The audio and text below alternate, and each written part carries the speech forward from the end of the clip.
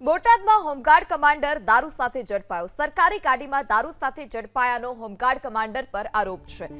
આબુની વિદેશી દારૂ અને બિયરનો જથ્થો ગાડીમાં લાવ્યાનો પણ આરોપ છે। દારૂ અને બિયર મળી કુલ 76 બોટલ ગાડીમાંથી મળી આવી। હોમગાર્ડ કમાન્ડર દશરથ રામજી ચૌહાણ અંબાજી બંદોબસ્તમાં હતા। કારમાં રામજી ચૌહાણ સહિત પ્રવીણ ચૌહાણ, દિલીપ સોલંકી પણ સવાર હતા। પોલીસે તમામની તપાસ પણ શરૂ કરી છે। સંવાદદાતા મહિપાલ પણ ફોન લાઈનથી જોડાય છે। જી મહિપાલ, દારૂ અને બિયરના ટીન પણ મળી આવ્યા છે। કારમાં કોણ કોણ ઉપસ્થિત હતું? તપાસ કેટલે પહોંચી?